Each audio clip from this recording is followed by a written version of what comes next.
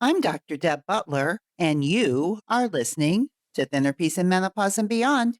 This is episode number 350.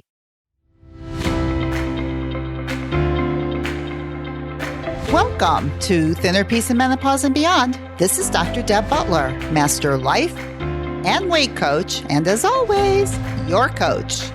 If you're a woman and you're smart and you're successful and you've been struggling with weight your whole life, and now menopause is making it harder than ever, and you are ready to make this the last time you ever have to go on a diet again, then this podcast is for you. Stay tuned. Well, hello, all my dear friends all over the world. It's a beautiful day in the neighborhood. And we are really getting close to those of you who are celebrating this holiday of Christmas. We're close. And just a reminder, we are in the year 2022 because I have 5 years of podcasts. That could be confusing. And we're coming in on the Christmas of December 2022. And I have some things that I think are going to blow you away for the holidays, whatever it is you're celebrating, or just the season in general, and to prepare you for the new year. And it's going to be like nothing you've ever thought about or done before, ever. I know it. And I think for those of you who are listening who are in menopause and want to lose weight, I think this one thing that I want you to concentrate on this session is going to help you achieve anything you want. Now, I have just started reading a new book called Fierce Self-Compassion by Kristin Neff. And those of you who've been listening to me for a while know that I am a fan of hers. And I use her first book called Self-Compassion for all the work and the tools that I've created over the years, because self-compassion and being kind to yourself is one of my biggest tools and one of the biggest things that you're ever going to do for yourself. And now she's come out with a second book, and it's taken me a while to want to read it because I loved her first book so much. But it has gotten me all excited again, and it made me realize what I want for you this season and for the new year. And that is how to have more self-compassion for yourself. And she has done some amazing work. She did her dissertation many years ago on self-compassion. Nobody really even knew what it was. And it was kind of like Brené Brown. She did her dissertation on shame. And, now you all know her. And she's this woman that has amazing information about so many things about being vulnerable. And now Kristin Neff has taken on the same thing, only with self-compassion. And she's just, in my mind, rocking it. And I want to teach you some of what I'm learning from her. And I will be creating new tools from this because I think it's so revolutionary and such a great way to think. And what I'm thinking for you for this season and for the new year is, how can you know where you are in this moment with how kind you are to yourself, how good you are at self-compassion right now? And then once you know where you're at, how will you know if you're improving? Well, Kristin Neff is taking care of this. And she actually has a self-compassion test. And you can get this self-compassion test by going to selfcompassion.org/self-compassion. And you'll be able to get this by going to my show notes. And my show notes you can get by going to drdebbutler.com/350. And you'll be able to get the link if you want to take her self-compassion test. Because what I'm going to do today is I'm going to give you some ideas of what self-compassion looks like and what her questions are, because I think just knowing what self-compassion is and how to look at it in yourself might really make you want to go and take the test and find out where you're at. It's a pretty simple test, but this is the thing that I'm thinking is you can go say very, very soon and check it out and take the test and find out where you are in self-compassion, if you're really low or really high, not use it as a judgment cause or punishment against yourself, but as a motivation to improve it because the questions in themselves help you understand what you need to do in order to have more self compassion. I think the questions are brilliant. So I'm going to read some of those to you today just for you to be able to think about it. And I'm also going to read you a little bit about what self compassion is. I'm going to read it from her new book called Fierce Self Compassion. I'm going to read you some of the things that she talks about what self compassion is, so you get a really good idea of what it is. You may have been listening to me for years. Maybe this is your first podcast. Maybe you're wondering how come I'm not telling you how to lose weight fast. So if you're here because you want to figure out how to lose weight fast and you're in menopause, this probably is not going to be the podcast for you. But if you're here because you're in menopause, you've been on diets your whole life, and you want to figure out how to make this the last time you ever have to do this again, then you want to learn about self compassion. You want to learn how to use my tools, and you want to learn how to use hers. And I promise you, this is the way to do it. Okay. So, first of all, I just want to read you from her book about self compassion. And there's a difference between compassion and self compassion. So here's what she writes, and I'm really just reading it from her book, but I can't say it better than she says it. Self compassion isn't rocket science. It's not some rarefied state of mind that takes years of meditation practice to achieve. At the most basic level, self compassion simply requires being a good friend to ourselves. This is heartening news because most of us already know how to be a good friend, at least to others. When someone close to us is feeling inadequate or is facing a difficult life challenge, we've learned over the years what to say. I'm so sorry. What do you need right now? Is there anything I can do to help? Remember, I'm here for you. We understand how to soften our voice, use a warm tone, and relax our bodies. We can skillfully touch to convey the fact that we care, perhaps giving the person a hug or holding their hand. We're also familiar with taking fierce action for our loved ones when needed. We have felt that mama bear energy arise within us when someone we care about is threatened and needs protection, or when they need a little kick in the butt to tackle a challenge. We've earned the wisdom needed to understand what steps are called for in the moment. But sadly, we don't treat ourselves with nearly the same degree of compassion when we struggle. Rather than pausing to ask what we need in the moment so we can comfort or support ourselves, we're more likely to pass judgment, get absorbed in problem solving, or simply freak out. Let's say you get in a car accident on the way to work because you spilled coffee and were distracted. A typical inner conversation might be, "You're such a stupid idiot. Now look what you've done. You better call the insurance company right away and tell the boss you'll miss the meeting. I bet you'll get fired." Would you ever talk this way to someone you cared about? Probably not. But we often treat ourselves this way and think it's a good thing. We can be downright mean to ourselves, even harsher than we are to those we dislike. The golden rule says, do unto others as you would have others do unto you. An addendum should be, do not do unto others as you do unto yourself, or you'll have no friends. Love that. So, an important first step in becoming more self compassionate is to examine how we treat ourselves when we struggle compared to how we treat those that we care about. And the best context for examining this is a close friendship, because let's face it, sometimes we're not as compassionate as we might like with our children or our partners or our family members are too close.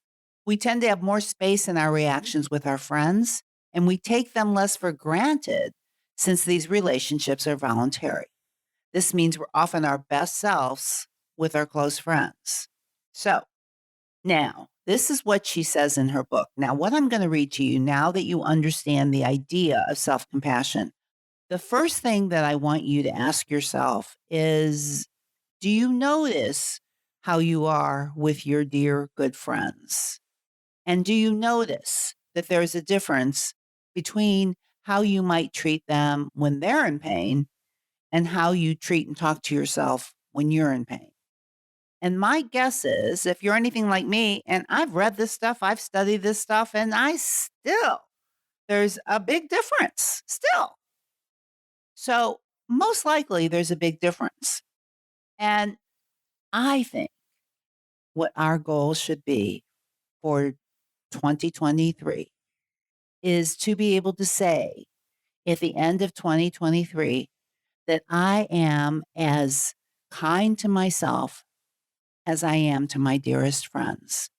That I know that when I feel bad or when I have failed, that I can go deep within myself and I can comfort myself to help myself feel better. Seriously, I think that is the best gift you will ever be able to give yourself. And I think it's something to strive for. Striving is an interesting word, but that is what, not losing 25 pounds or 100 pounds, but learning how to actually really be kind to yourself and to be able to notice if your numbers go up. So you can score yourself now, and then you can score yourself, say, at the end of the year with the same test. And you can find out because these questions will help you direct your mind as you go through the year. So, what I'm going to do now is I'm going to read you some of the questions that are on her self compassion test that you can go and take. It's on her website. She's got a lot of information on her website about self compassion. But I think this could be a very valuable tool for you as you go into the new year and you start thinking about, let's just say, oh, I want to lose weight, blah, blah, blah, because that's probably most of you here are wanting that. So, how do you do that in a way that feels good and that feels like you're not a terrible person and you're not sitting there and calling yourself a fat slob and a this and a that because you're not where you want to be?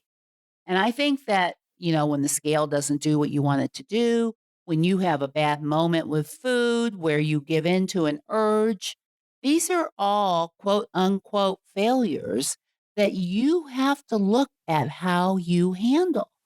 And I'll tell you what, if your numbers go up in self kindness, that means you're going to be handling these situations in a way that's not going to feel so terrible and it's going to help you take better care of yourself, not take worse care of yourself. So let me read you some of these questions. And I'm not going to read them all to you. If you really want to do the test, I've told you how to go do it. And you can always go to my website, drdebbutler.com/350, and you will be able to get the link. But I'm reading you some of the questions because I think just reading the questions is going to make you think about how to use self compassion on yourself. So here's the first question. And all of this is compared to how you would think or treat a dear friend compared to how you would think or treat yourself.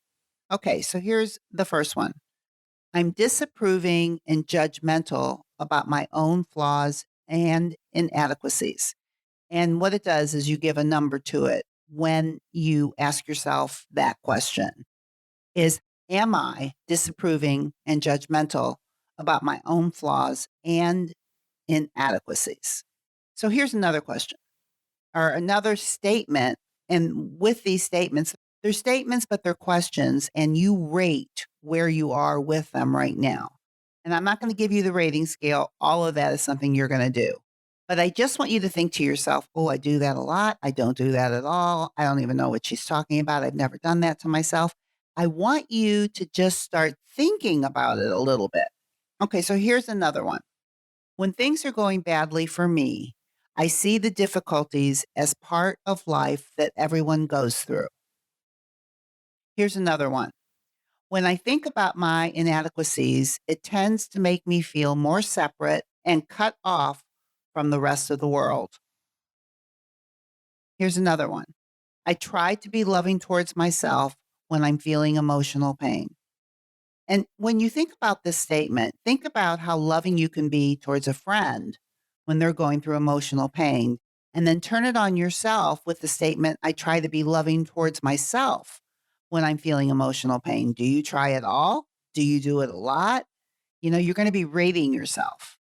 When I fail at something important to me, I become consumed by feelings of inadequacy. I'll tell you right now, if you were talking to me, that's something that I could use some work on. I don't know about you, and it comes with numbers. Do you do it a lot? Do you not do it at all? Here's another one. When I'm down and out, I remind myself that there are lots of other people in the world feeling like I am. And you can see that some of these statements are taking you towards self kindness, and some of these statements are showing you how you don't have it. When times are really difficult, I tend to be tough on myself. Think about that. I can't tell you how many people I coach that when they're having a hard time or when they mess up, they don't even want to talk to me, much less talk to themselves. It's so difficult. Can you imagine if it were easier for you when you're going through difficult times? If you could be easier on yourself? That's what these questions invoke. They make you think, but right now, these questions are just asking you to rate yourself so you can find out where you are, not to punish yourself, but to become curious and to become inspired to be better and to be better in a way just because it's going to feel better. And the best thing about all of this is that self compassion is something that can be learned. And this is the beginning of how you learn as you find out where you are. I'm going to read one more question to you just for you to think about. And then I'm going to say a few more words before I end this podcast. But like I said, I just want you to be thinking about this. So here's another one. When I feel inadequate in some way, I try to remind myself that feelings of inadequacy are shared by most people. So you can tell that if you're using that statement, you say, I do that a lot, that means probably that you're pretty good with self compassion. But most of us probably don't do that as much as we would like. Here's another one. I'm intolerant and impatient towards those aspects of my personality that I don't like. And one more. When I'm going through a very hard time, I give myself the caring and tenderness that I need. So you can see one statement will be more about if you are self kind to yourself or if you do have self compassion, and one shows you what it's like not to have self compassion. They go off and on. And meanwhile, you just rate yourself. Do you or don't you? Do you or don't you? And you can tell when you read these questions which ones you want more of and which ones you want less of. It's going to make you think about what self compassion is because it sure did it for me. So, what are you going to do for this holiday season as we get closer to all of these holidays? You're going to learn to be self kind to yourself. You're going to start the process of being kinder to yourself. What is the gift that you're going to give yourself? Self compassion. What is your goal for the new year of 2023? You want to rate yourself, you want to learn to get your rating up higher in self compassion because this is what she says in her book. This is her dissertation. This is her research. The kinder you are to yourself, the happier, the more content you are in your life, and the more you will get what you want, the more you will get what you want.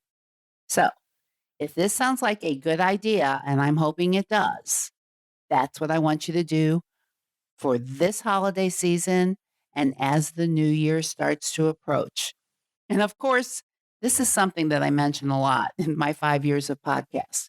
And I don't believe I can say it enough. I don't think that I can ever give you enough information for it because we're always learning how to be kinder to ourselves because it's just not the way our brains like to work. And so this is all about managing your mind better, all about managing your mind. I am, as a coach and as working with all the people and listening to this podcast, that is the most important thing that I want you to have is to learn how to be kind to yourself. It feels so much better. Most of the time, if we're walking around not feeling good, it's because of how we're talking to ourselves. So, you know how I end every single podcast for the last 5 years? But when I end it today, I hope that it's even more meaningful to you from this of what I've said to you today. So, as the holidays approach and the new year comes, no matter where you go or whatever you do, please, please, please be very, very kind to yourself. And I will see you next week. Bye-bye. If you're loving my podcast and you would like some more information to be able to follow along with, then please go to drdebbutler.com/change and you can get a free copy of my companion book that goes with this podcast that I refer to in many different episodes. That is drdebbutler.com/change. CHANGE.